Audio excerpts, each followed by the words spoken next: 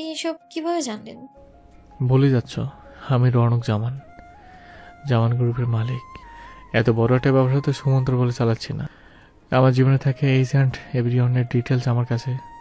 এটা ভিন্ন কথা, সবার ডিটেলস পার্সোনাল ফাইল পর্যন্ত সীমাবদ্ধ থাকে, চোখ বোলানো হয় না। কিন্তু তুমি স্পেশাল।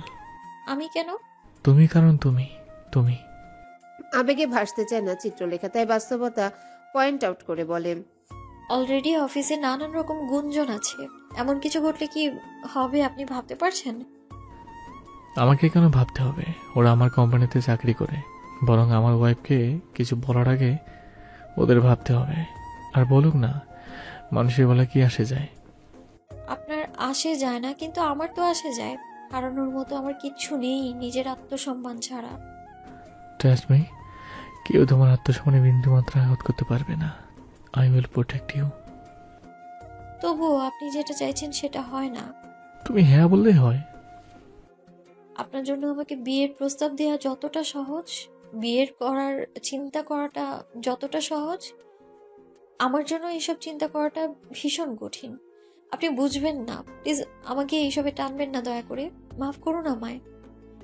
রৌনক আরো এক কদম চিত্রলেখার কাছাকাছি এগিয়ে গিয়ে বলে, আই এম সরি, আর পেছাতে পারবো না। চিত্রলেখা একদম বুঝতে পারে না রৌনক কেন এমন করছে। না বুঝতে পেরে জিজ্ঞাসা করে, আপনার অনেক বেটার অপশন আছে। আমি আপনার কোনো অপশনের মধ্যেই পড়ি না। এবারে রৌনক হাত বাড়িয়ে চিত্রলেখার বাহু ধরে বলে, you are my only option. চিত্রলেখার গলা দিয়ে কথা বের হয় না। এমন জবাব আশা করেনি সে। রৌনক বলে চলল, নিজের মতো। একটু আগে তোমার চন্দ্রলেখা বলে দেখেছিলাম। চিত্রলেখা মাথা ঝাঁকায়, তা দেখে রৌনক বলে, ভুলে গেছি বলে বা ভুল করে ডাকেনি, ইচ্ছা করে ডেকেছি। তোমাকে আমার ওই চাঁদের মতোই প্রয়োজন। ওই অন্ধকার পৃথিবীর যেমন চাঁদকে প্রয়োজন নিজেকে আলোকিত করতে, আমার তেমনি তোমাকে চাই। I really need you. আমাকে আপনার প্রয়োজন? ভীষণ। রৌনক তানিয়ার বিষয়টা বিস্তারিত খুলে বলে। মিম ও মিশকাতকে নিজের কাছে রাখার জন্য তাকে বিয়ে করতেই হবে। সব শুনে চিত্রলেখা বলে, আপনি তো অন্য যে কাউকে বিয়ে করতে পারেন। তুমি যা পারবে অন্যরা সেটা পারবে না। কি পারবো আমি? যে বাবা মা মারা যাওয়ার পর নিজের ভাই বোনদের সন্তানের মতো মানুষ করে আগলে রেখেছে, সে আমার বাচ্চাদেরও নিজের বাচ্চার মতো মানুষ করতে পারবে। আমার চেনা পরিচিত অন্য কেউ সেটা পারবে না। চিত্রলেখার মস্তিষ্কের ভেতর মাছি ভনভন করার মতো শব্দ হচ্ছে, বুঝতে পারছে না কি বলবে। রৌনক নিজেই আরো বলে, I know you don't have any mutual feelings for each other. অন্তত আমরা একে অপরের দায়িত্বগুলো তো ভাগাভাগি করতে পারি। তোমার স্বপ্নগুলো পূরণ করতে আমি তোমায় হেল্প করলাম, বিনিময়ে তুমি আমার বাচ্চাগুলোকে মানুষ করতে আমার সঙ্গ দিলে।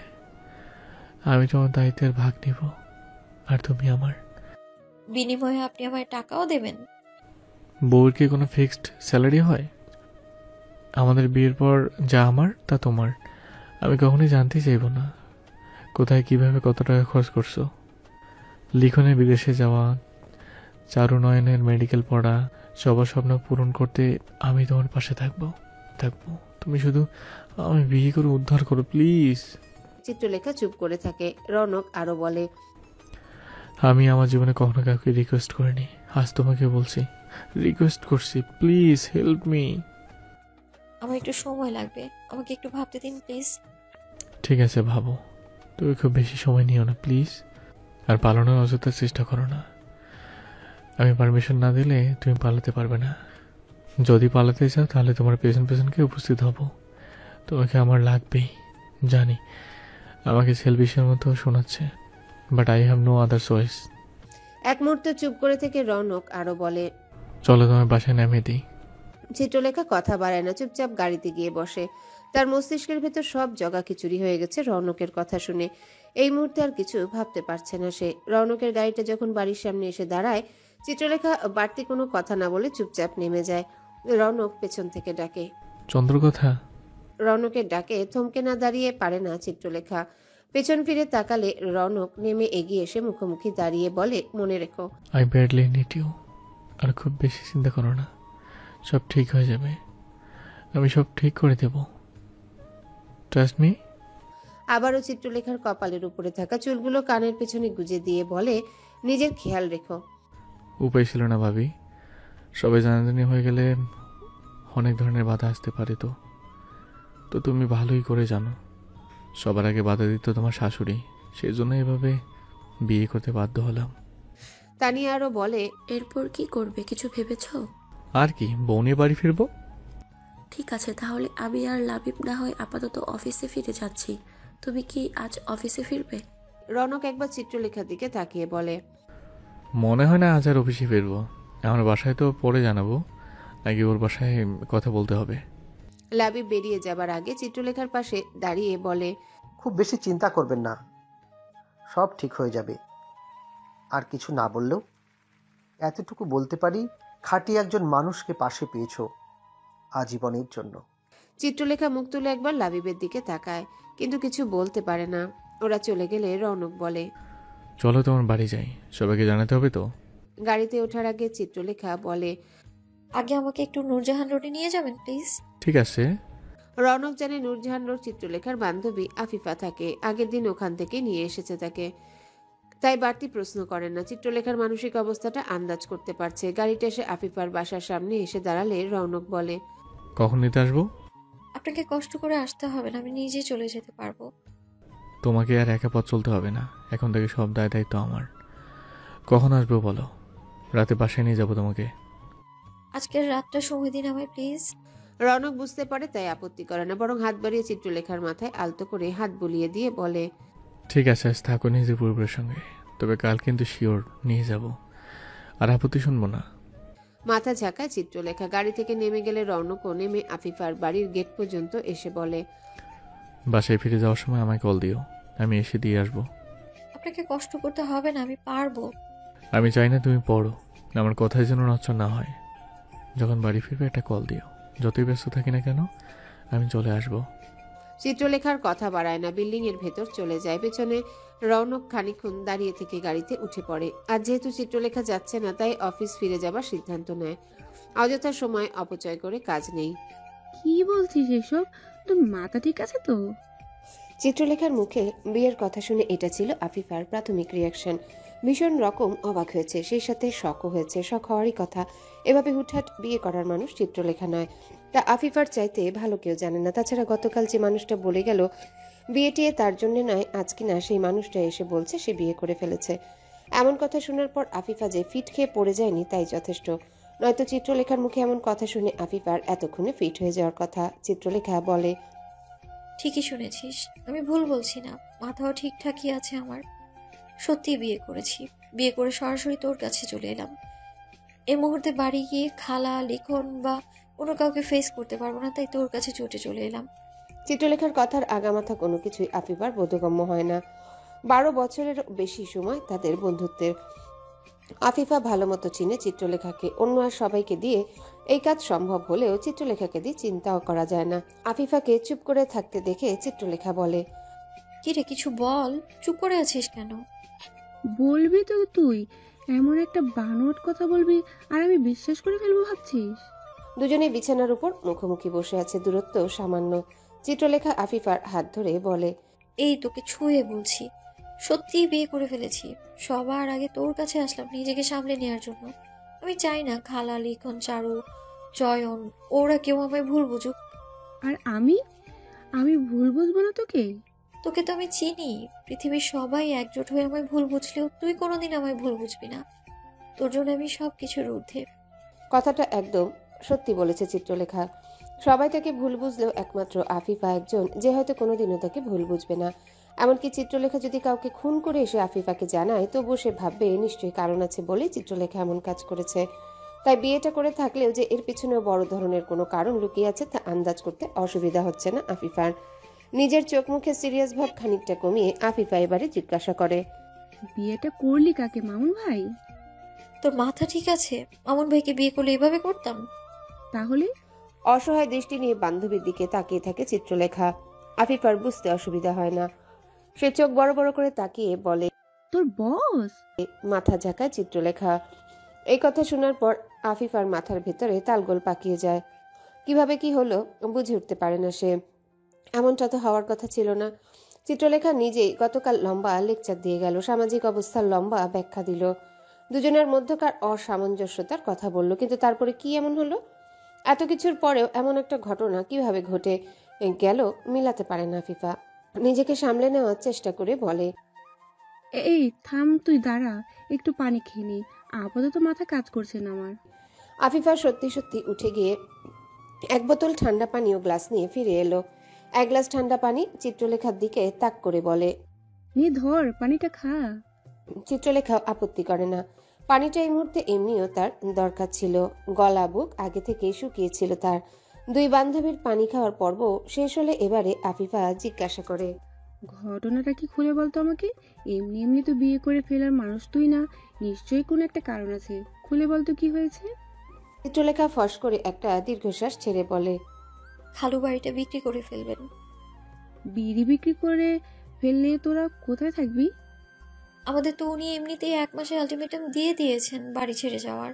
তাহলে বাড়ি বিক্রির পর আমরা কোথায় থাকবো না থাকবো সেটা তো ওনার মাথা ব্যথা না। সেটা না হয় বুঝলাম, কিন্তু এই কথা তোকে জানানোর কারণ কি? বুঝতে পারছিস না? সহজ হিসাব, আলটিমেটলি সবার দায় দায়িত্ব আমার উপর। তাই বাড়ি বিক্রির বিষয়টা আমাকে জানালেন নিজের সুবিধার্থে।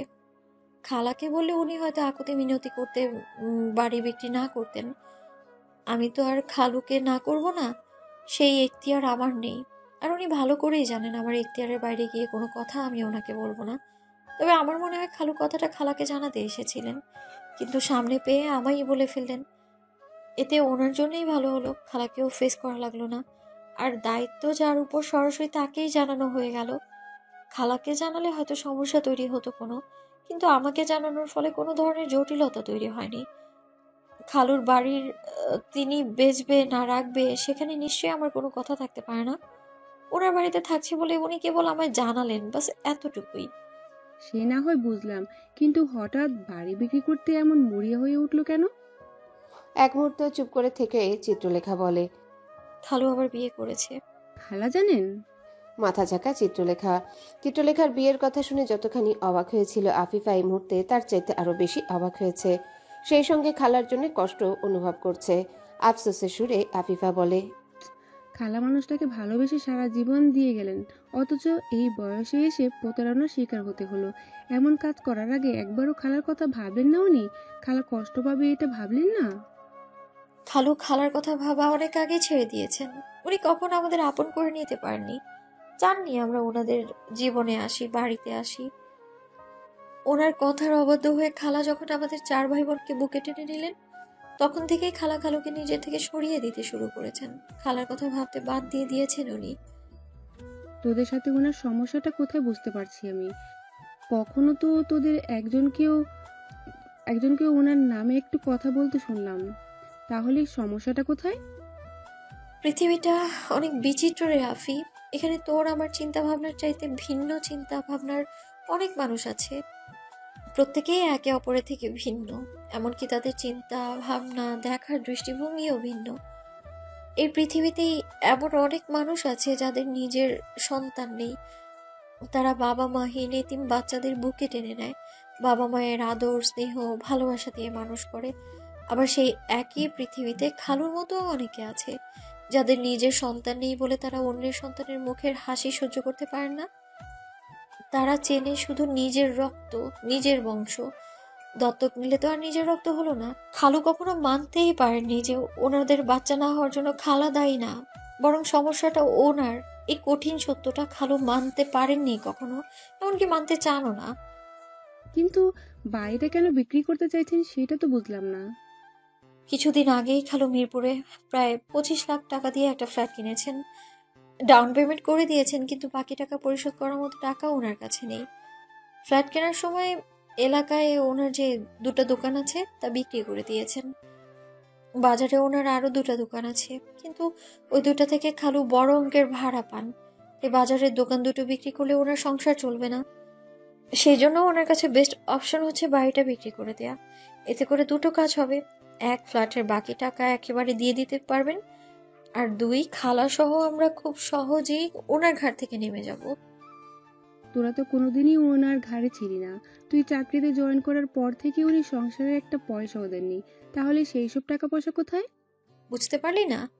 নতুন বিয়ে করেছেন, বউকে স্বর্ণ গহনা গড়িয়ে দিয়েছেন, গাড়ি কিনেছেন, সেসব খরচ করতে গিয়ে জমানো সব টাকা খুইয়েছেন। এখন বাড়ি বিক্রি করে খালাকে আর আমাদের ঘাড় থেকে নামাতে চাইছেন। উনি জাস্ট খালার সঙ্গে সব শেষ করে দিয়ে এখান থেকে একেবারে জন্য চলে যেতে চান। এইসব কথা তোকে খালু নিজের মুখে বললো? আর কে বলবে তাহলে? ছি ছি, মেয়ের বয়সে তোর কাছে এইসব কথা বলতে ওনার একটু লজ্জা লাগলো না? ওনার যদি লজ্জা থাকতোই তাহলে কি একটা মানুষের সাথে জীবনের এতগুলো বছর কাটিয়ে দেওয়ার পর এই বয়সে এসে তাকে এভাবে ঠকাতে পারতেন? এভাবে প্রতারণা করতে পারতেন যদি ওনার মধ্যে সামান্য লজ্জা থাকতো?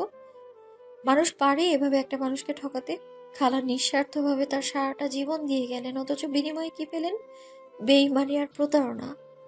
এক মুহূর্ত চুপ করে থাকার পর আফিফা বলে, সব বুঝলাম, কিন্তু এইসবের সাথে তোর আচমকা বিয়ে করার কারণটা কি? আমরা বিয়ে করতে যাবার সময় আমি পথে ওনাকে এই বিষয়টা জানিয়েছি। উনি সব শুনে বলেছেন ওনাকে বিয়ে করার পর আমার সব সমস্যার সমাধান করে দিবেন। আর অমনি তুই বিয়ে করতে রাজি হয়ে গেলি? বিয়ে করতে তো আগেই রাজি হয়ে গিয়েছিলাম, শুধু মনে হলো বিয়ের আগে ওনাকে বিষয়টা জানানো জরুরি, তাই জানিয়েছি।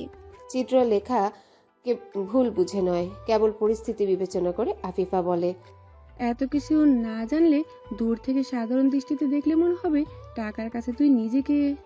কথা শেষ করতে পারে না আফিফা। চিত্রলেখা নিজেই বলে, টাকার কাছে নিজেকে বিক্রি করে দিয়েছি, তাই তো? আসলেই বিক্রি করে দিলাম।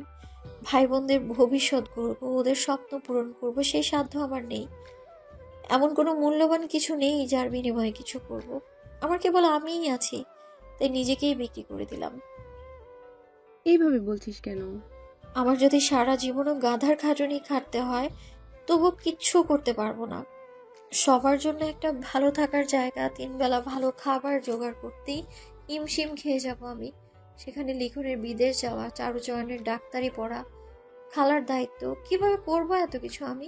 এমন তো না 2-4 বা 5,000 টাকার মামলা তোর থেকে নিয়ে নিলাম, পরের মাসে বেতন পেয়ে ফেরত দিয়ে দেব।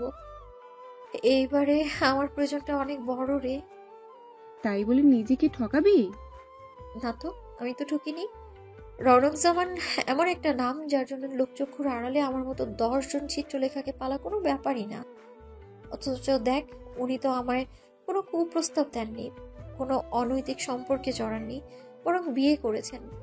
নিজের বাড়িতে নিয়ে যাবেন, সমাজের আর সবার সামনে স্বীকৃতি দেবেন।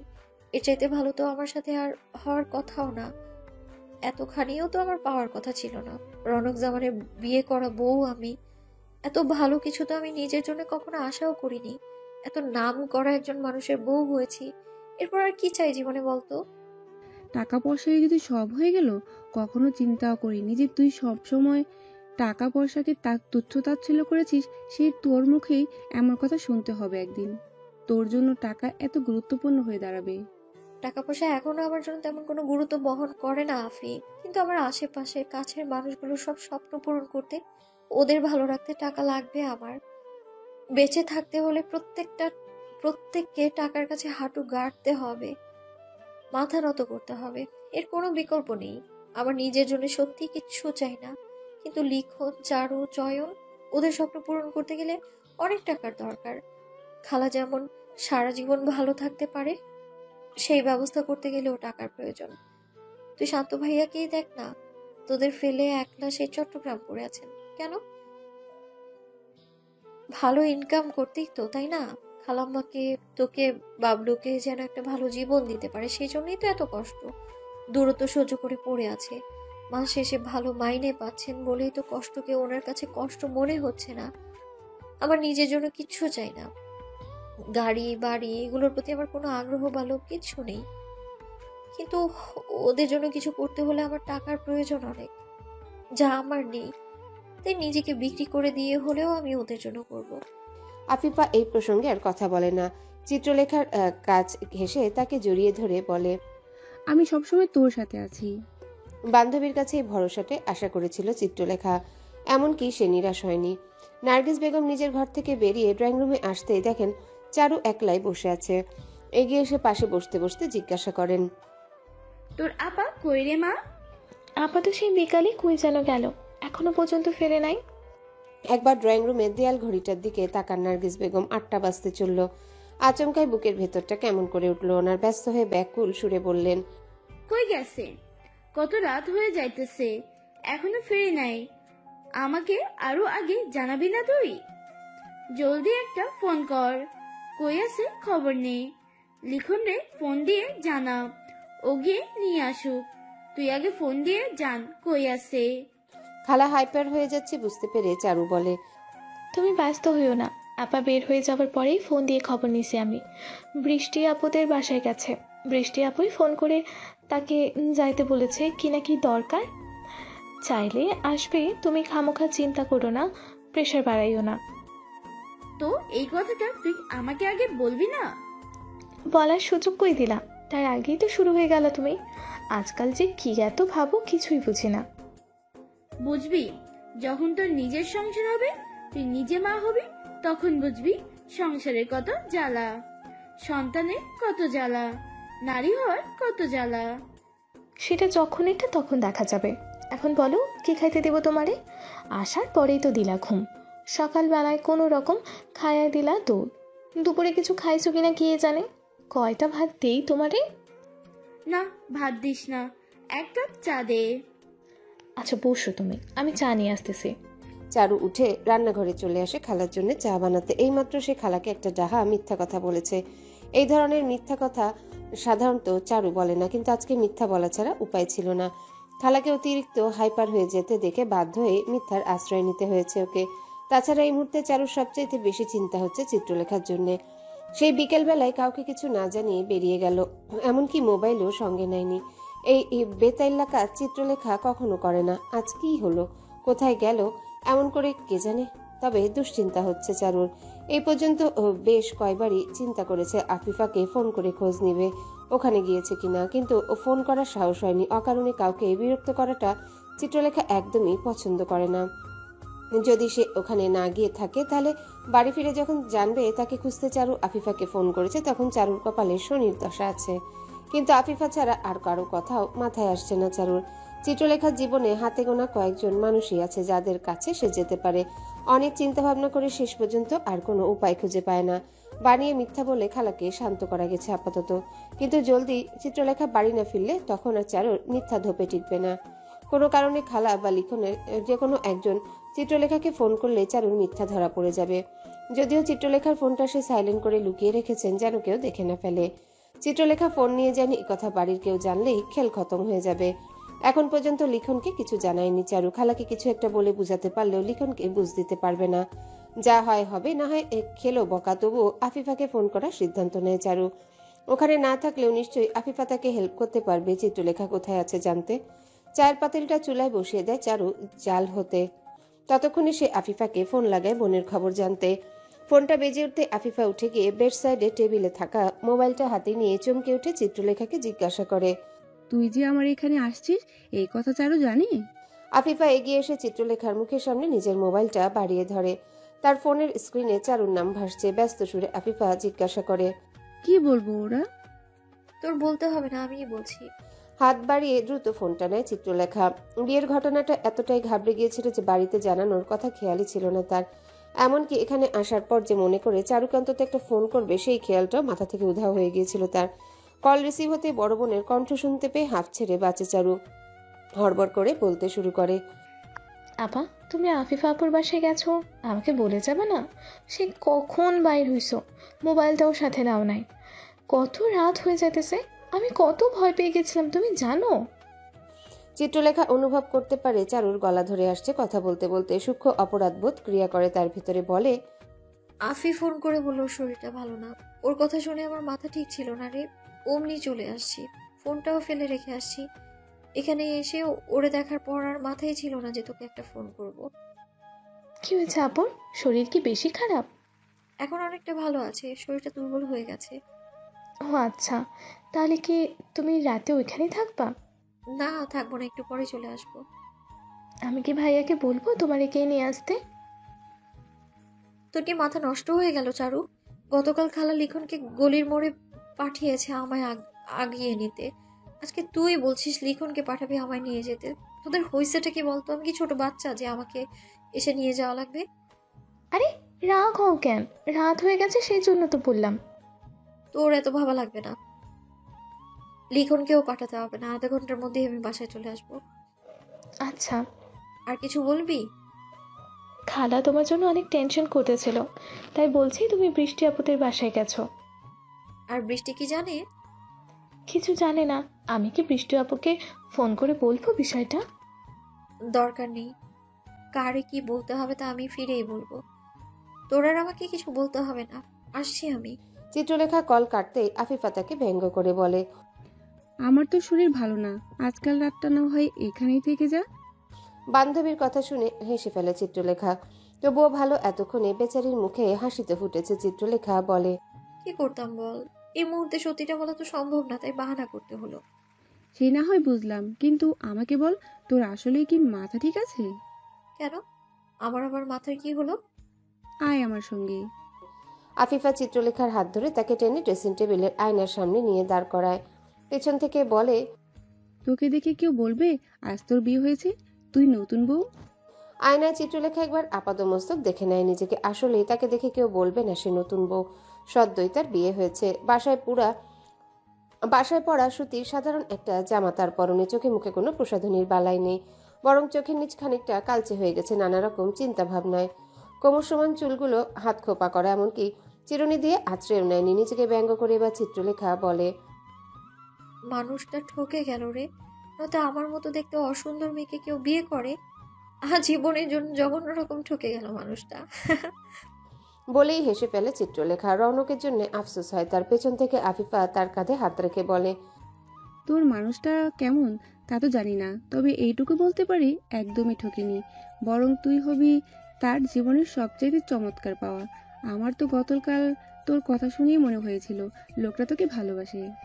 এবারে শব্দ করে হেসে ফেলে চিত্রলেখা। হেসে নিয়ে বলে, আর হাসাস না, কোনো ভালোবাসা টালোবাসা নেই, সবটাই হচ্ছে কেবল নিজের স্বার্থে, আর প্রয়োজনের বাইরে কিচ্ছু না। আফিফা আরো কিছু বলতে চায়, কিন্তু চিত্রলেখা সুযোগ দেয় না, বরং তারা দিয়ে বলে, আজ আর দেরি করা যাবে না। কথায় কথায় এখনো এত সময় চলে গেল, টেরই তো পেলাম না। আজকের মতো বিদায় দে আমায়। আজকে রাতটা গেলেও পারতি। সম্ভব না রে, তুই তো জানিসই সব। কিভাবে বলবি, কিছু ভেবেছিস? এখনো না, রাতটা কাটো, কাল দিনের বেলায় দেখা যাবে। যদি মনে হয় করেছিস আমি পাশে থাকলে তোর সুবিধা হবে, তাহলে সকালে একটা ফোন দিস, আমি চলে যাব। ঠিক আছে। চিত্রলেখা বেরিয়ে যাবার আগে আফিফাকে জড়িয়ে ধরে একবার। এই মানুষটার কাছে চিরকাল কৃতজ্ঞ থাকবে সে, নিঃস্বার্থভাবে সবসময় পাশে থাকার জন্যে, ভরসা করার জন্য, সর্বোপরি তাকে এত ভালোবাসার জন্যে। বিল্ডিং এর গেট দিয়ে বেরিয়ে আগের দিনের মতো থমকে দাঁড়ায় চিত্রলেখা।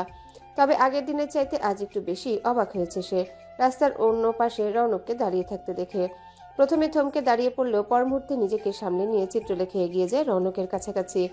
এগিয়ে এসে মুখোমুখি দাঁড়ালে রৌনক বলে, তোমার দেরি দেখে আমি তো ভাবলাম হয়তো চলে গেছো। আমি তো আপনাকে ফোন করিনি, তাহলে জানলেন কিভাবে যে আমি এখন বের হব? এখন বের হবে সেটা তো জানতাম না, তবে তুমি ফোন দিবে না জানতাম। কিভাবে জানলেন? তুমি নিজের জন্য কাউকে বিরক্ত করতে পছন্দ করো না, তাই। চিত্রলেখার কি যেন হলো, কথাটা সত্যি, কিন্তু মানুষটা কিভাবে জানলো কথাটা ভাবায় তাকে। রৌনক আরো বলে, অবশ্য আজ চাইলেও ফোন করতে পারতে না। কেন? তুমি তো ফোন আনোনি সাথে। আমার মোবাইল নাম্বার নিশ্চয়ই তোর মুখস্থ নেই যে বান্ধবীর ফোন থেকে কল করবে। আপনি খেয়াল করেছেন আমি ফোন আনিনি? চিত্রলেখার অবাক হওয়া বাড়ে। রৌনক বলে, আমি তোমার সব কিছুই খেয়াল করি। যা গিয়ে সেসব কথা, তোমাকে একটা জিনিস দেওয়া ছিল। কি? রৌনক গাড়ির ভেতর থেকে একটা আংটির বক্স বের করে সেখান থেকে আংটিটা নিয়ে বাম হাতে চিত্রলেখার দিকে মেলে দিয়ে বলে, হাতটা দাও তো দেখি। নিজের হাত পেছন দিকে আড়াল করার চেষ্টা করে আপত্তি সুরে চিত্রলেখা বলে, এত দামি জিনিস আমি নিতে পারবো না। রৌনক নিজেই হাত বাড়িয়ে চিত্রলেখার হাত নিজের হাতে নিয়ে বলে, নিতে তো তোমাকে হবেই। আংটিটা চিত্রলেখার আঙ্গুলে পরিয়ে দিতে দিতে সে আরো বলে, এখন তুমি আর কেবল চিত্রলেখা নাও, বরং এখন থেকে মিসেস চিত্রলেখা রৌনক জামান হিসেবে জানবে সবাই তোমাকে। আংটিটা পরিয়ে দিয়ে মুখ তুলে চোখে চোখ রাখে রৌনক। চিত্রলেখা আর কথা বলতে পারে না, অজানা জড়তায় জড়িয়ে আসে ভেতর থেকে। রৌনক এখনো তার হাতটা ধরে রেখেছে অচেনা অথবা খুব চেনা কোনো অধিকার বোধ থেকে। চাইলেও চিত্রলেখা এই হাতের বন্ধন থেকে নিজেকে ছাড়িয়ে নিতে পারবে না, বরং অনুভব করে প্রতি মুহূর্ত সে আরো বেশি জড়িয়ে পড়ছে। আগের চাইতেও আরো বেশি বাধা পড়ে যাচ্ছে মানুষটার সঙ্গে অজানা কোনো শক্ত বন্ধনে। এর থেকে পালানোর উপায় জানা নেই চিত্রলেখার। কয়েদি হয়ে সারা জীবন তাকে আটকা থাকতে হবে রৌনক নামক বন্দিখানায়। বেশ কিছুক্ষণ চিত্রলেখার চোখের দিকে তাকিয়ে থাকার পর রৌনক নিজেই বলে, চলো তোমাকে বাসায় দিয়ে আসি। শটান দাঁড়িয়ে চিত্রলেখা বলে, আপনাকে কষ্ট করতে হবে না, আমি একাই চলে যেতে পারবো। একটা রিক্সা নিয়ে না হয় চলে যাব। তুমি গাড়িতে যেতে না চলে সমস্যা নেই, আমি রিক্সা করে তোমাকে নামিয়ে দিয়ে আসবো। সেটারও প্রয়োজন নেই, আমি একাই চলে যেতে পারবো। আপনার কষ্ট করে দিয়ে আসা লাগবে না। কিন্তু আমি তো তোমাকে একা ছাড়বো না। কেন? রাত হয়ে গেছে, একা যাওয়ার হলে দিনের আলো থাকতেই চলে যাওয়া উচিত ছিল তোমার। আজ প্রথম একা রাত করে বের হইনি আমি। এর আগেও অনেকবার এভাবে রাত করে বের হয়েছি বাসা থেকে, মানে বাড়ি ফিরেছি অফিস থেকে রাতে। প্রথমেই তো, বিয়ের পর আজই প্রথম, তাই না? এর আগে তো বহুবার রাতে একলা বাড়ি ফিরেছো, সেটা বিয়ের আগে, আমি তোমার জীবনে আসার আগে। আগে যেটা হয়েছে এখন তো সেটা হবে না, আমি হতে দিব না। কেন হবে না? আমি এসে গেছি তাই। আগে আমি ছিলাম না বলে তোমাকে একা পথ চলতে হয়েছে, কিন্তু এখন তো আর সেটা হবে না। এখন থেকে তোমার দিনে রাতে সবসময় সঙ্গে আমি থাকতে তোমাকে একা পথ চলতে হবে না, আমি চলতে দিব না। তুমি চাও বা না চাও আমার সঙ্গে পথ চলতে হবে তোমাকে। তুমি একা যেতে পারবে আমি তা জানি, কিন্তু আমি চাই না তোমাকে একা ছাড়তে। এখন থেকে তোমার সেফটি আমার জন্য সবকিছুর ঊর্ধ্বে। চিত্রলেখার কথাই বলতে পারে না। রৌনক হাত বাড়িয়ে চিত্রলেখার কপালের উপর পড়তে থাকা চুলগুলো কানের পেছনে গুজে দিয়ে বলে, জানি বিয়েটা নিজের স্বার্থে করেছি, তাই বলে তোমাকে শুধু ব্যবহার করব না। তোমার বউ হিসেবে তুমি তোমার যোগ্য সম্মান, মর্যাদা, ভালোবাসা সবটুকুই পাবে। চিত্রলেখার নীরবতা নিস্তব্ধতা বাড়ে। তাকে চুপ করে দাঁড়িয়ে থাকতে দেখে রৌনক আরো বলে, এখন বলো, রিক্সা ডাকবো নাকি ম্যাডাম গাড়িতে যাবে? রৌনকের চোখের দিকে তাকিয়ে থেকেই চিত্রলেখা বলে, আপনি যেভাবে বলবেন। তখনও হাতটা ছাড়েনি রৌনক। চিত্রলেখার হাত ধরে রেখে তাকে সামনের সিটে বসিয়ে দিয়ে সিট বেল্ট আটকে দেয়। সরে আসার আগে চিত্রলেখার মুখের একদম কাছাকাছি থমকে থাকে কিছুক্ষণের জন্য। বড়জোর 3 আঙ্গুল পরিমাণ দূরত্ব দুজনের ঠোঁটের মাঝে। এতখানি কাছাকাছি গিয়েও কিছু বলে না রৌনক। কাছ থেকে কেবল চিত্রলেখাকে দেখে নয়ন ভরে। অস্বস্তিতে দম বন্ধ হয়ে আসার জোগাড় হয় চিত্রলেখার।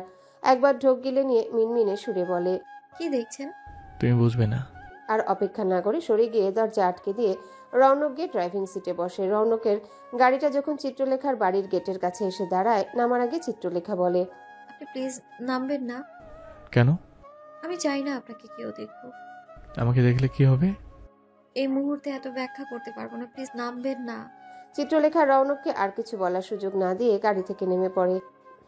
কিন্তু যেই সে বাড়ির ভিতর প্রবেশ করতে যাবে অমনি গাড়ি থেকে বেরিয়ে রৌনক তাকে ডাকে। চন্দ্রলেখা শোনো।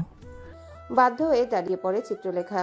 পেছনে ফিরতে দেখে রৌনক কেমন করে যেন হাসছে। সিনেমায় থাকা ভিলেনরা যেমন মিনমিনে ধরনের হাসি হাসে, সেই রকম একটা হাসি তার মুখে লেগে রয়েছে এই মুহূর্তে। কিন্তু তাকে দেখতে একদমই ভিলেনের মতো লাগছে না, বরং হলিউডের নায়কদের মতো সুন্দর লাগছে দেখতে। না, হলিউডের নায়করা হয়তো এমন সুন্দর হয় না। চিত্রলেখার মাথার ভেতর আউল লেগে যায়। রৌনক এগিয়ে এসে মুখোমুখি দাঁড়িয়ে বলে, কালকে তৈরি থেকো, নিতে আসবো। কালকেই? আর কটা? চিত্রলেখাকে কথা শেষ করতে না দিয়ে রৌনক বলে, কাল মানে কালকেই, আর একদিনও বেশি নয়। চিত্রলেখা বুঝতে পারে আপত্তি করার সুযোগ নেই তার, তাই সম্মতি সূচক মাথা নাড়ায়। রৌনক বলে, ভেতরে যাও, কালকে দেখা হবে। আপনি সাবধানে যাবেন। আচ্ছা। চিত্রলেখা বাড়ির ভেতর চলে গেলে রৌনক গাড়িতে ওঠার জন্য পেছনে ফিরতে নিলেই তার দৃষ্টি যায় ডানের দিকে।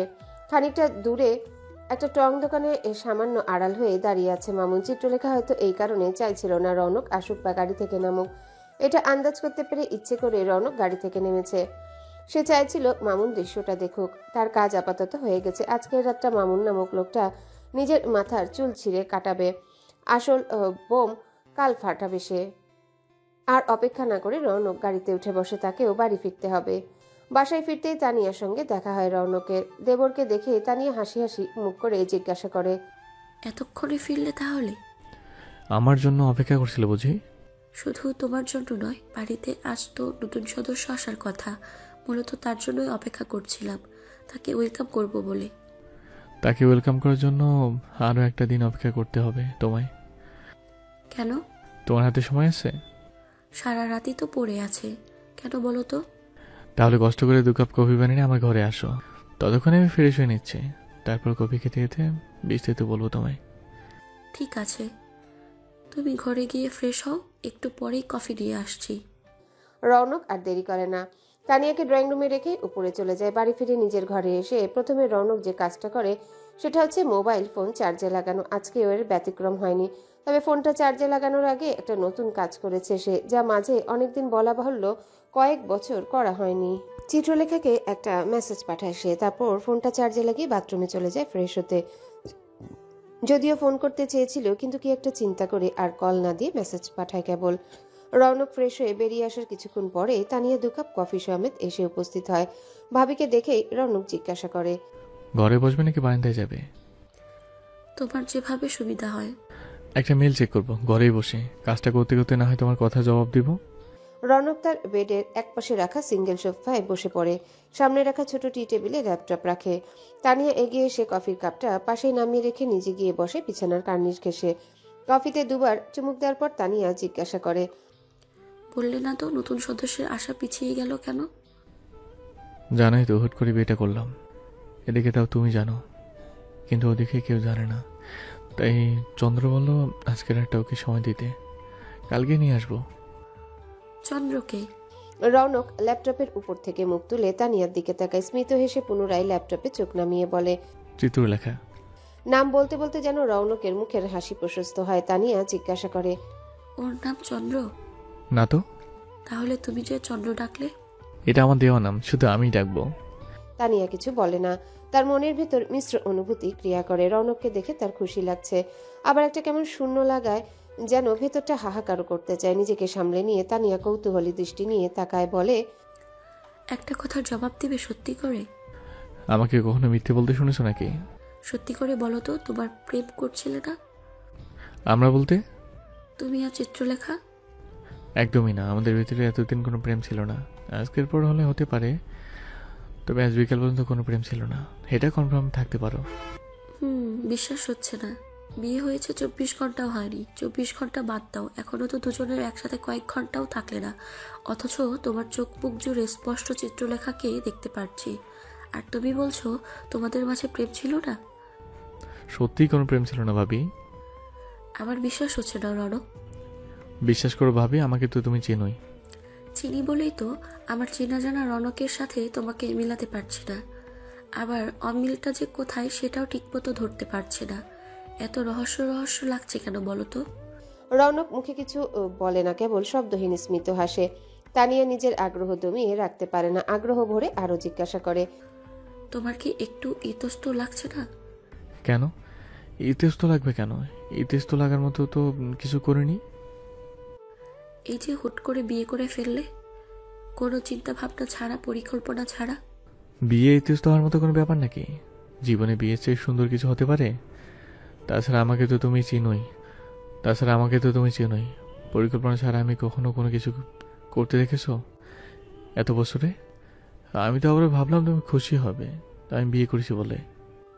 সত্যি খুশি হয়েছি, ভাষায় প্রকাশ করে বলতে পারবো না এতখানি খুশি হয়েছি মনে প্রাণে। কিন্তু জানো তো, নিজের জীবনে বিয়ে নামক চ্যাপ্টার এমন বাজেভাবে মুখ থুবড়ে পড়েছি যে ভয় হয়। আমি চাই না আরেকটা মেয়ে আমার মতো মুখ থুবড়ে পড়ুক, আরেকটা সম্পর্ক ভেস্তে যাক। ঠকে যাবার পর বেঁচে থাকা অনেক কষ্টের রনক। চিন্তা করো না ভাবি, ওর জন্য কতটুকু পারবো আমি জানি না, তবে ওকে কখনো ঠকাবো না। তোমাকে এই কথা দিলাম, নিজে হেরে গেলেও ওকে আমি ঠিকই জিতিয়ে দেব। তানিয়া মুগ্ধ হয়ে রৌনকের কথা শুনে সে অনুভব করে চিত্রলেখা নামক মেয়েটা নিজের কপাল সোনায় বাঁধিয়ে এসেছে। এর আগে ওর জীবন কেমন ছিল তানিয়ার জানা নেই, তবে এই যে আজ থেকে চিত্রলেখা জীবনে রৌনক নামের একজন মানুষ আছে, এই মানুষটা সব রকম ঝড় বৃষ্টি তুফানের হাত থেকে ওকে আগলে রাখবে, নিজের সবটুকু দিয়ে ভালোবাসবে। আরেকটা প্রশ্নের জবাব দাও তো রনক। আমার কাজ শেষ হয়ে গেছে ভাবি, তোমার এইসব প্রশ্নের উত্তর পর্ব কখন শেষ হবে বলো তো? এটাই লাস্ট। আচ্ছা বলো। এতখানি ভালোবেসে ফেললে কখন? জানি না।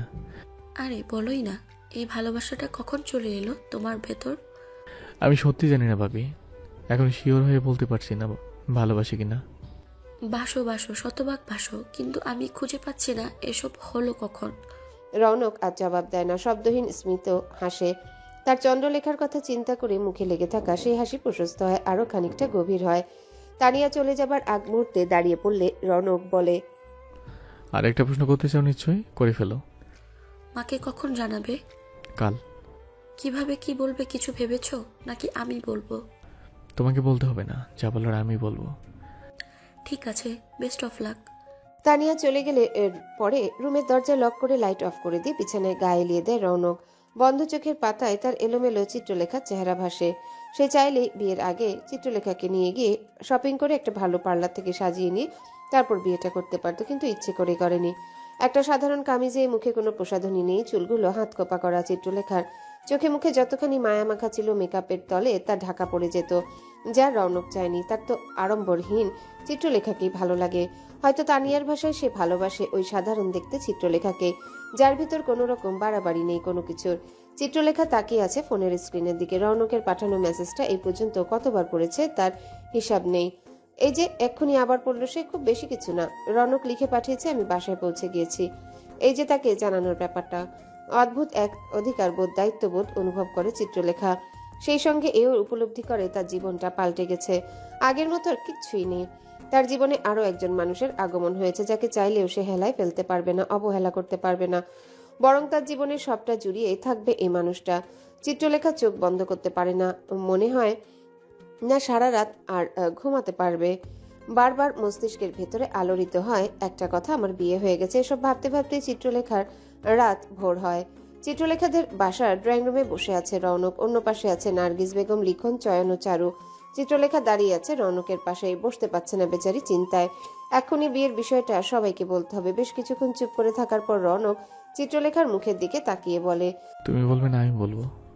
অন্য পাশে বাকিরা শব্দহীন। আপাতত উপস্থিত অন্যদের দৃষ্টি আটকে আছে ডাইনিং টেবিলের উপরে থাকা মিষ্টির প্যাকেটগুলোর দিকে। রৌনকের আগেও এই বাড়িতে এসেছে চিত্রলেখার বস হিসেবে, আজকেও এসেছে নিশ্চয়ই একই পরিচয়। কিন্তু হঠাৎ এত মিষ্টি নিয়ে আসার কারণটা গোলমেলে লাগছে সবার কাছে, কিন্তু কেউ কিছু জিজ্ঞাসা করতে পারছে না মুখ ফুটে। অন্যরা চুপ করে থাকলেও চারু নিজের কৌতূহল, জানতে চাওয়ার আগ্রহ দমিয়ে রাখতে পারে না, তাই পেফাস বলে ফেলে, আপনি তো এত মিষ্টি নিয়ে আসছেন যেন শ্বশুর বাড়ি বেড়াতে আসছেন। এসব কেমন কথা চারু? মৃদুস্বরে চারুকে ধমকাবার চেষ্টা করে লিখন, কিন্তু এই একই ধরনের চিন্তাভাবনা তার নিজের মস্তিষ্কের ভেতরেও চলছে। শুধু প্রশ্ন করতে পারছে না, অনুচিত হবে ভেবে। রৌনক মুখ তুলে একবার চিত্রলেখার মুখের দিকে তাকায়, তারপর বলে, ওকে কিছু বলো না, ও ঠিকই বলেছে। ঠিক বুঝলাম না। রৌনক উঠে দাঁড়ায়। অফিস থেকে এখানে চলে এসেছে চিত্রলেখাকে সঙ্গে নিয়ে যেতে। 2 কদম এগিয়ে গিয়ে চিত্রলেখার পাশে দাঁড়িয়ে রৌনক বলে, আমরা বিয়ে করেছি। রৌনকের কথায় যেন ঘরে নীরবতা বাড়লো। আগেও কেউ কথা বলছিল না, কিন্তু এখন মনে হচ্ছে ঘরটা আরো নিশ্চুপ হয়ে গেল। রৌনক নিজের কথার সঙ্গে যুক্ত করে, গতকাল বিয়ে করেছি আমরা, আজ ওকে সঙ্গে নিয়ে যেতে এসেছি। বলে চিত্রলেখার মুখের দিকে তাকায় রৌনক। আর এদিকে চিত্রলেখা সংকোচে, অজানা ভয়ে তটস্থ হয়ে রয়েছে। তা বুঝতে পেরে রৌনক আলতো করে চিত্রলেখার একটা হাত ধরে। তাদের হাত ধরার দৃশ্য কারো দৃষ্টি এড়ায় না, যেন রৌনক ইচ্ছে করে হাতটা ধরেছে। কারো এখানে বিশ্বাস করতে অসুবিধা হলে তাদের একে অপরকে হাত ধরতে দেখলে তাদের অবিশ্বাস কাটবে। চিত্রলেখা নিশ্চয়ই তার বসের হাত ধরবে না এভাবে, কিন্তু স্বামীর হাত ঠিকই ধরবে। রৌনকের কথা শুনে উপস্থিত কেউই এখনো ধাতস্থ হতে পারেনি। আমতা আমতা করে নার্গিস বেগম বলেন, এইসব কি বলছেন বাবা আপনি? আমি তো কিছু বুঝতে পারছি না। কখন বিয়ে করলেন আর কিভাবেই বা করলেন? আমরা তো কেউ কিছুই জানি না। আসলে দোষটা আমারই, আমি তাড়া দেওয়ার ফলে জলদি জলদি বিয়েটা করতে হলো, তাই আপনাদের কাউকে জানানোর সময় পাইনি। শুধু আপনারা নন, আমরা বাসায় কেউ জানে না এখনো।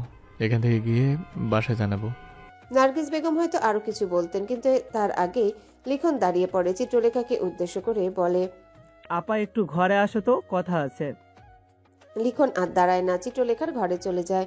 রৌনকের মুখের দিকে তাকালে সে চোখের ইশারায় আশ্বস্ত করার চেষ্টা করে সব ঠিক হয়ে যাবে। আসছি বলেই চিত্রলেখা নিজের ঘরের দিকে আগায়। তার পেছনে পিছনে চারু, চয়নও উঠে যায়। ড্রয়িং রুমে রয়ে যায় রৌনক ও নার্গিস বেগম। কি বলবে না কি বলা উচিত ভেবে পান না তিনি। বড় মনাকে স্বাভাবিক করতে রৌনক নিজেই বলে, আপনি চালিয়ে যেতে পারেন, আমার জন্য বসতে হবে না। নার্গিস বেগম চাইছিলেন উঠে যেতে, চিত্রলেখার সঙ্গে কথা আছে ওনার, কিন্তু সবাই আচমকা উঠে যাওয়ায় উনি আর উঠতে পারলেন না। রৌনক নিজে থেকে বলায় ওনার জন্য সহজ হলো। সত্যি সত্যি উনি আর অপেক্ষা করলেন না, উঠে গেলেন চিত্রলেখার ঘরের দিকে। এসব কি আপা? শুনতেই তো পারলি, তুমি সত্যি সত্যি বিয়ে করছো? বিয়ে কি মিথ্যে মিথ্যে হয় লিখন? মিথ্যা হয় না জানি, কিন্তু এভাবে কেন? তুমি বিয়ে করতে চাইলে কি আমরা আপত্তি করতাম? তোরা আপত্তি করতি না আমি জানি, কিন্তু চিত্রলেখার বলার মতো কিছু খুঁজে পায় না, কি বাহানা করবে। আগে থেকে অনেক কিছুই ভেবে রেখেছিল বলার জন্য, কিন্তু এখন আর সেসব কথা মাথায় আসছে না, সব গুলিয়ে গেছে। কিন্তু কি আপা? তুই আর ওকে জেরা করিস না লিখন। বলতে বলতেই পেছন থেকে এগিয়ে আসে নার্গিস বেগম। চিত্রলেখার পাশে দাঁড়িয়ে আরো বলেন, আমরা তো চাইলেই ওনাদের মতন আয়োজন করতে পারবো না, সেই জন্য হয়তো তোর বোন এইভাবে বিয়েটা করেছে।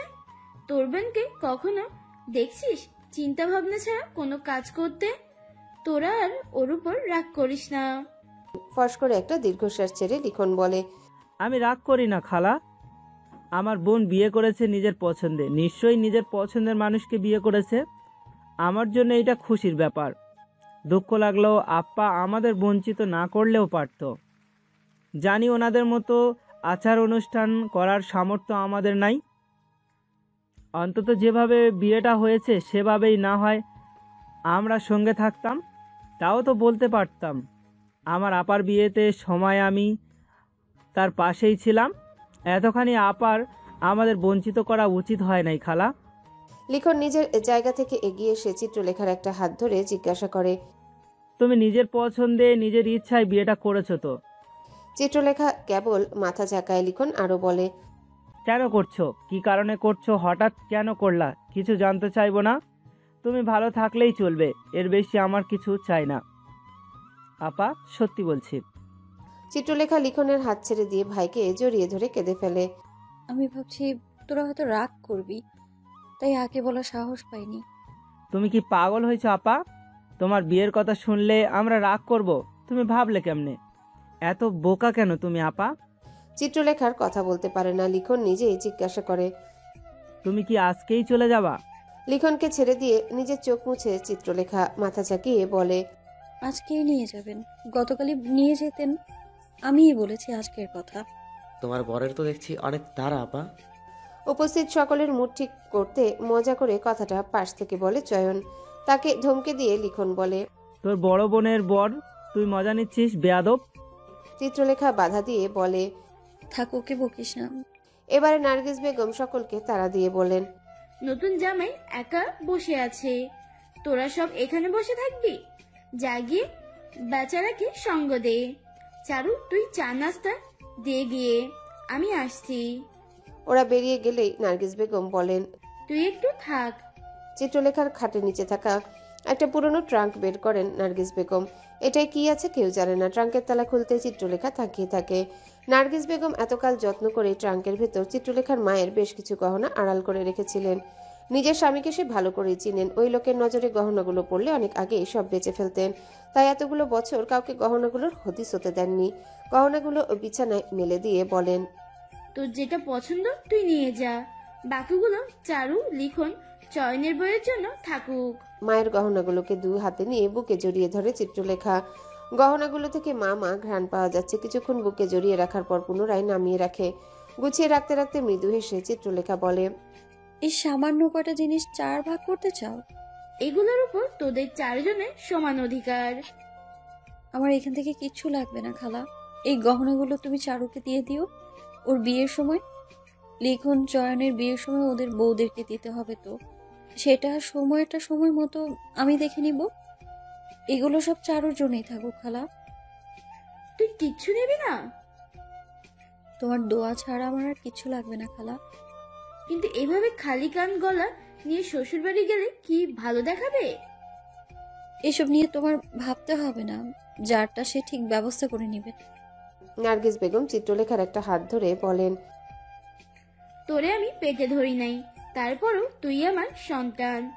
পেটে না ধরেছি তো কি হয়েছে, পালন তো করছি। জানি তো, তোরে চিনিও।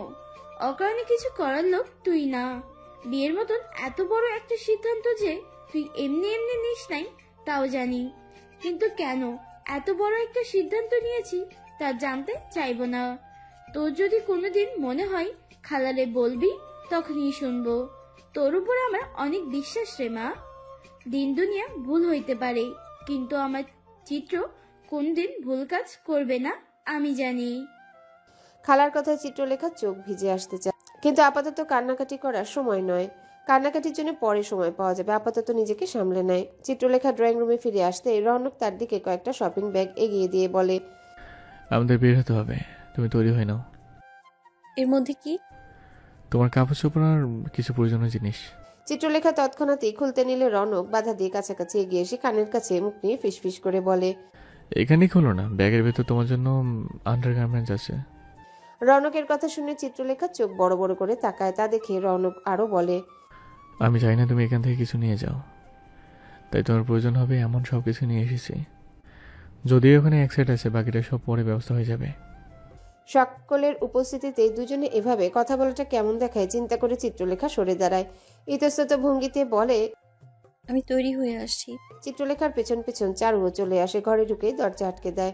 তা দেখে চিত্রলেখা জিজ্ঞাসা করে, কিছু বলবি? চারুর চোখে মুখে উদ্বিগ্নতা। বোনের কাছাকাছি এগিয়ে এসে চারু বলে, মামুন ভাইয়ের কি হবে আপা? এত সবকিছুর মধ্য দিয়ে চারু ভাবছে মামুনের কথা। চিত্রলেখার তো খেয়ালই ছিল না। একটার পর একটা ঘটনা ঘটেছে যে মামুনের কথা ভাবার খেয়ালই ছিল না। চিত্রলেখা তাকিয়ে থাকে চারুর মুখের দিকে। ওকে দেখে মনে হচ্ছে এক্ষুনি কেঁদে ফেলবে। চারুর বাহু ধরে চিত্রলেখা বলে, তুই তো ভাবিস না, সময়টা সময় দেখা যাবে। তাছাড়া আমি তো ওনার সঙ্গে কমিটেড ছিলাম না। মানুষটা তোমাকে সত্যি অনেক ভালোবাসে আপা। সব সময় কেবল ভালোবাসা দিয়ে জীবন চলে না রে চারু। কেবল ভালোবাসা থাকলেই জীবন সুন্দর হয় না, সুখের হয় না। কিন্তু ভালোবাসা তো দরকার আপা। আর মামুন ভাই সত্যিই তোমাকে ভালোবাসে। ওনার ভালোবাসায় কোনো খাত নেই। জানি খাত নেই, কিন্তু আমি মামুন ভাইয়ের ভালোবাসার যোগ্য না। একদিন ওনার জীবনেও এমন একজন আসবে যে ওনাকে সবকিছুর চাইতে বেশি ভালোবাসে, নিখাত ভালোবাসবে একদম। যেমনটা তোমার বর তোমাকে ভালোবাসছে সেই রকম, তাই না আপা? চিত্রলেখা জবাব দেয় না, কেবল তাকিয়ে রয়। এই যে হুট করে জোকের মাথায় বিয়েটা করে ফেললো, কিন্তু এই মানুষটার সাথে কি কোনোদিনও চিত্রলেখা ভালোবাসা আদান প্রদানের মতো গম্ভীর সম্পর্ক তৈরি হবে? এই বিনিময়ের সম্পর্কে কি কখনো ভালোবাসা আসবে? দুজনের মাঝে গভীর কোনো সম্পর্ক তৈরি হবে?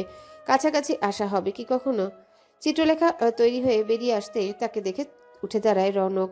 মিক্সড কটন ফেব্রিকের মধ্যে প্রিন্ট করা একটা থ্রি পিস এনেছিল রৌনক চিত্রলেখার জন্য, যা এই মুহূর্তে চিত্রলেখার পরনে। চাইলে খুব বেশি জাঁকজমক কিছু আনতে পারতো, কিন্তু রৌনকের সিম্পল এই ড্রেসটাই পছন্দ হয়েছে। লং স্লিভ ও হাইনেক দেওয়া সাধারণ ড্রেসটাই একরকম অসাধারণ লাগছে চিত্রলেখাকে দেখতে। অন্যদের কাছে হয়তো অতটাও অসাধারণ লাগছে না, কেবল রৌনকের কাছে অসাধারণ লাগছে। এত অসাধারণ লাগার কারণ কি? বরাবরের মতোই মুখে কোনো প্রসাধনী নেই, কেবল ঠোঁটে হালকা লিপস্টিক, এতে চমৎকার লাগছে দেখতে।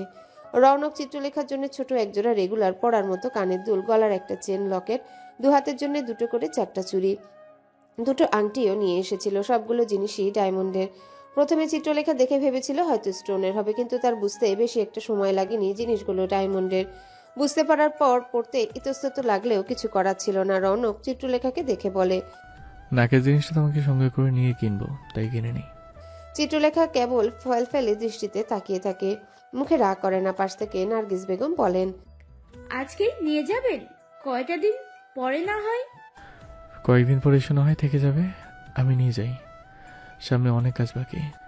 বিয়েটা চুপ করে করে ফেললে সবাইকে জানাতে হবে, কিছু আয়োজন করা বাকি। এরপর কেউ আর বাধা দেওয়ার চেষ্টা করে না। রৌনক চিত্রলেখাকে নিয়ে বেরিয়ে যাওয়ার মুহূর্তে লিখন এগিয়ে এসে বলে, আপনার প্রতি আমাদের কোনো অভিযোগ নেই, তবে অনুরোধ আছে, আমার বোনটার খেয়াল রাখবেন প্লিজ। নিজের দুঃখ কষ্টের কথা কখনো মুখ ফুটে বলে না, আপনি দেখবেন ওর যেন কোনো কষ্ট না হয়। রৌনক হাত বাড়িয়ে দেয় হ্যান্ডশেক করার ভঙ্গিতে। লিখন হাত বাড়িয়ে তার হাতটা ধরতেই রৌনক বলে, তোমরা একদম চিন্তা করো না, আজ থেকে তোমার বোনের সুখে দুঃখে দায়িত্ব আমি। ওর যে কোনো পরিস্থিতিতে কোনো ধরনের কষ্ট না হয় সেটা দেখবো আমি। আমার জন্য ও সব কিছুর উঠতে থাকবে। I will take care of her. চারুকে অনেকক্ষণ জড়িয়ে রাখে চিত্রলেখা। অদ্ভুত ব্যাপার হচ্ছে তার চোখে কোনো পানি নেই। মেঘলা আকাশের মতো বুকটা ভার হয়ে থাকলেও চোখের কোণে পানি নেই। কেমন যেন সব গুমোট হয়ে আছে ভেতরে। চারুকে জড়িয়ে রেখে চিত্রলেখা বলে, সবার খেয়াল রাখিস, তোর দায়িত্বে রেখে যাচ্ছি। চিত্রলেখার চোখে পানি না আসলেও চারু ইতিমধ্যে কেঁদে ফেলেছে। বোনকে জড়িয়ে ধরতে কান্নার বাঁধ ভেঙে গেছে ওর। পারছে না কেবল হাউমাউ করে চিৎকার দিয়ে কাঁদতে। এগিয়ে এসে চারুকে ছাড়িয়ে নিয়ে নার্গিস বেগম বলেন, যাওয়ার সময় এভাবে কাঁদতে হয় না মা, হাসি মুখে বিদায় নিতে হয়। চারুকে বুঝিয়ে চিত্রলেখার কপালে একটা চুমু খান নার্গিস বেগম। বিদায় জানিয়ে বলেন, সাবধানে জামা, স্বামীর সংসার নিয়ে সুখে থাক। মনে মনে আরো বলেন, তোর কপালটা অনেক ভালো হোক, অনেক সুখে হোক, দুঃখের ছিটেফোঁটাও না থাকুক তোর জীবনে। বেরিয়ে যাবার জন্য বাড়ির নীল রঙের গেটটা খুলতে থতমত হয়ে তাকিয়ে রয় চিত্রলেখা। মামুন দাঁড়িয়ে দরজার ওপাশে চিত্রলেখাকে দেখেই জিজ্ঞাসা করে, কই যাও মায়া? পেছন থেকে এগিয়ে এসে রৌনক চিত্রলেখার হাত ধরে বলে, তোমার কি আর একটু সময় লাগবে? 2 মিনিট প্লিজ।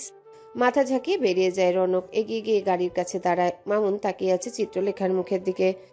আমার প্রতি কোনো অভিযোগ রাখবেন না মামুন ভাই, আমি আপনার ভাগ্যে ছিলাম না। কি বলতেছ আবুল তাবুল? যাও কই? চিত্রলেখা বুঝতে পারছে না কিভাবে বলবে, তাই তাকে উদ্ধার করতে এগিয়ে এসে চারু বলে, আবার শ্বশুর বাড়ি যায় মামুন ভাই, আবার বিয়ে হয়ে গেছে। রৌনককে ইশারা করে দেখিয়ে আরো বলে, হয়ে যে আবার বর আপাকে নিতে আসছে, আপা এখন চলে যাবে। চারু আরো বলে, যাও আপা, তোমাদের দেরি হয়ে যাইতেছে। মামুন ভাইকে আমি বাকিটা বলবো না হয়। আসি মামুন ভাই, ভালো থাকবেন। এতটুকু বলেই বেরিয়ে যায় চিত্রলেখা। সে এগিয়ে আসতে রৌনক দরজা খুলে দেয়। সবসময়ের মতো সিট বেল্টটাও লাগিয়ে দেয়। চিত্রলেখার ভেতর যেন বিশেষ ভাবান্তর নেই। সে নিশ্চুপ বসে আছে। গাড়ি চালাতে শুরু করে রৌনক। আর এদিকে মামুন পাথরের মতো তাকিয়ে রয় চারুর দিকে। দিন 5 আগে এক রাতে একটা খারাপ স্বপ্ন দেখেছিল মামুন। স্বপ্ন দেখেছে চিত্রলেখা একটা লাল রঙের টকটকে বেনারসি পরনে। তাকে দেখতে একদম বউ বউ লাগছে। চিত্রলেখাকে বউ সাজে দেখে মামুন জিজ্ঞাসা করেছিল, বসাচ্ছ কেন মায়া? জবাবে চিত্রলেখা বলেছিল, আজকে আমার বিয়ে মামুন ভাই, তাই বউ সেজেছি। কি যাতা বলতেছ? তোমার বিয়ে আমার সঙ্গে হবে? না মামুন, আপনার সাথে আমার বিয়ে হবে না, আমার বিয়ে হবে অন্য একজনের সঙ্গে। অন্য একজনের সঙ্গে? হ্যাঁ, অন্য একজন আমার বর হবে। তারপর মামুনের স্বপ্নটা ভেঙে যায়। ঘুম ভাঙার পর টের পায় শেষ রাতের স্বপ্ন ছিল। এরপর বাকি সময় আর ঘুম হয়নি তার। অজানা অচেনা একটা চাপা ভয় রয়ে গিয়েছিল তার ভেতরে। সেই ভয় থেকেই 2 দিন আগে সে চিত্রলেখাকে বলেও গিয়েছিল পরে শুক্রবার বাবা মাকে পাঠাবে বিয়ের কথা পাকা করতে। কিন্তু এর মধ্যেই তার জীবনের কঠিন অঘটনটা ঘটে গেল। চারু বলতে নেয়, হয়েছে কি মামুন ভাই? চারুকে কথা শেষ করতে না দিয়ে মামুন বলে, থাক চারু, তোমার কিছু বলা লাগবে না, আমি আসি। মামুন বেরিয়ে গেল। তার যাওয়ার পথে তাকে রয় চারু। খুব বেশি কষ্ট লাগছে চারুর, কিন্তু কার জন্য কষ্ট লাগছে সেটা বুঝতে পারছে না। বোন চলে গেল বলে দুঃখ লাগছে নাকি মামুনের জন্য। এখনো তারা চিত্রলেখাদের বাড়ির গলিতেই আছে। ভেতরের গলি তুলনামূলক ছোট হওয়ায় খুব একটা দ্রুত টানা যায় না। তাছাড়া রৌনকেরও কোনো তাড়া নেই। পথ চলার সঙ্গী সাথেই আছে। বাসায় পৌঁছাতে সামান্য দেরি হলেও সমস্যা নেই। নিজের মোবাইল ফোনটা বাম হাত দিয়ে চিত্রলেখার দিকে বাড়িয়ে দিয়ে বলে, ধরো তো। ফোনটা হাতে নিতেই রৌনক পাসওয়ার্ড বলে ফোন খোলার ইনস্ট্রাকশন দেয়। চিত্রলেখা এক মুহূর্তের জন্য তাকিয়ে থাকে রৌনকের মুখের দিকে। কি সুন্দর নিজের ব্যক্তিগত ফোনের পাসওয়ার্ড বলে দিল তাকে। রৌনকের এমন কাজে অভিভূত হয় সে। ফোনের লক খুলতেই রৌনক বলে, সেটিংসে যাও, এবার আমাকে দাও। রৌনক তার ফোনের সিকিউরিটি সিস্টেমে চলে যায়। ফিঙ্গারপ্রিন্ট অপশনে গিয়ে চিত্রলেখার আঙ্গুলের ছাপও অ্যাড করে দেয়। এতে করে চিত্রলেখা চাইলেই যখন তখন রৌনকের ফোন খুলতে পারবে। রৌনকের কাণ্ড দেখে চিত্রলেখা জিজ্ঞাসা করে, এটা কি করলে? আপনার ফোনে আমার ফিঙ্গারপ্রিন্ট অ্যাড করলেন কেন? যদি কখনো আমার ফোনটা তোমার ইউজ করতে হয় আর আমি আশেপাশে না থাকি, তোমার যদি পাসওয়ার্ড মনে না থাকে, সেজন্য ফিঙ্গারপ্রিন্ট অ্যাড করে দিলাম। তুমি সহজে ফোনের অ্যাক্সেস নিতে পারবে। কিন্তু এটা তো আপনার পার্সোনাল ফোন। হাজব্যান্ডের প্রোফাইলের মধ্যে পার্সোনাল বলতে কিছুই হয় না। তোমাকে জীবনের অ্যাক্সেস দিয়ে দিলাম, সেখানে মোবাইল তো সামান্য ব্যাপার। চিত্রলেখা অদ্ভুত চাহনি করে তাকিয়ে রয়। মানুষটাকে আরো বেশি রহস্যে মোড়ানো মনে হচ্ছে তার কাছে। রৌনক আরো বলে, এনিওয়ে, এখানে সবাইকে জানাবো। এক্ষুনি? হ্যাঁ, এক্ষুনি। কিভাবে? আমরা কোথায় যাচ্ছি? বাসায়। রৌনকের কথার আগামাথা চিত্রলেখার বোধগম্য হয় না। কেমন গোলক ধাতার মতো লাগে।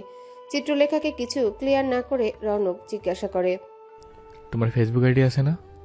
আছে তো। চালাও। চালানো হয় না, তবে চারু খুলে দিয়েছিল। ওই কখনো কখনো এটা সেটা করতো। ফোনে লগ ইন করা আছে? আছে। নিজের ফোন থেকে রৌনক তার আইডিতে ঢুকে ফোনটা চিত্রলেখার দিকে বাড়িয়ে দিয়ে বলে, তোমার আইডি নাম সার্চ করে অ্যাড পাঠাও আমার আইডি থেকে।